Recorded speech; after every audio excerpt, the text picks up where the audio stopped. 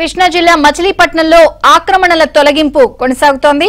దీంతో PVR mall యాజమాన్యానికి municipal అధికారులకు మధ్య తీవ్ర వాగ్వాదం జరిగింది.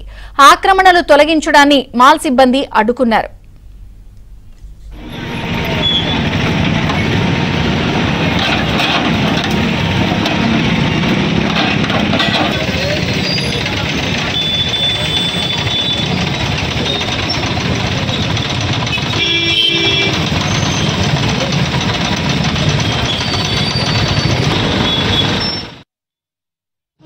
అదే ప్రాబ్లం ఇక్కడ రిప్లైలు ఇస్తే ఇంత ఇష్యూ రాదు. రిప్లైలు ఇవ్వలేదు. అమ్మంటున్నా నేను అదే టీపీ అనే డాక్యుమెంట్లు తీసుకెళ్ళండి. నేను డాక్యుమెంట్ ఇచ్చానంటున్నారు, నాకు ఏదో చూపించండి. నాకు కాంపెన్సేషన్ ఇచ్చానంటున్నారు, కాంపెన్సేషన్ చూపించండి. తప్పు చేస్తే ఒప్పుకుంటాం. అసలు మీరు ఇల్లీగల్గా ఇచ్చేస్తుంది మేము ఎలా ఒప్పుకుంటాం? అన్ని విషయాలు తెలిసి మరి మీరు ఇంకా చేస్తాలాగా ఏం తెలుసు సార్? నేను జీవోలు కాగితాలు చెప్తున్నాను కదా.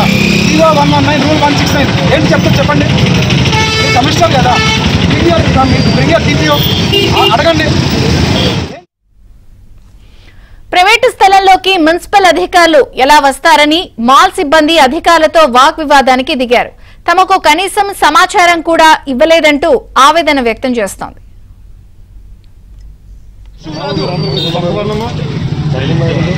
రిప్లైలు ఇవ్వలేదు.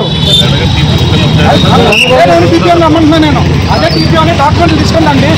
నేను డాక్యుమెంట్ ఇచ్చానంటున్నారు, నాకు ఏదో చూపించండి. నాకు కాంపెన్సేషన్ ఇచ్చానంటున్నారు, కాంపెన్సేషన్ చూపించండి. తప్పు చేస్తే ఒప్పుకుంటాం. అసలు మీరు ఇల్లీగల్గా ఇచ్చేస్తుంది మేము ఎలా ఒప్పుకుంటాం?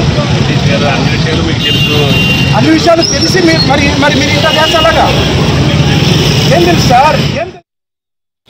ఈరోజు ఎంక్రోచ్మెంట్ రిమూవల్ అనేటువంటిది పెట్టుకోవడం జరిగింది.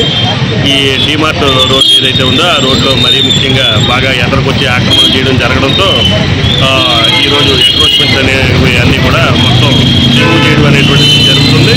మరి ఇందులో భాగంగా పోలీస్ డిపార్ట్మెంట్ నుంచి కూడా సర్కిల్ ఇన్స్పెక్టర్ గారు మరి ఇతర పోలీస్ సిబ్బంది అందరూ కూడా గౌరవ డిఎస్పీ గారి ఆదేశాల మేరకు రావడం జరిగింది.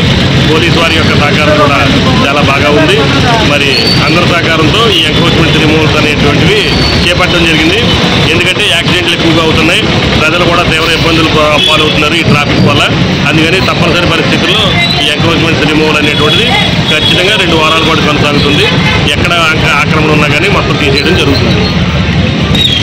అదేవిధంగా ఎక్కడ కూడా ప్రైవేటు ల్యాండ్ల్లో ఉన్నటువంటి ఎంక్రోచ్మెంట్స్ చేస్తున్నాము అంటే వాళ్ళ యొక్క ఆస్తి నష్టం చేస్తున్నాము అనేటువంటిది కొంతమంది ఆరోపణలు చేస్తున్నారు.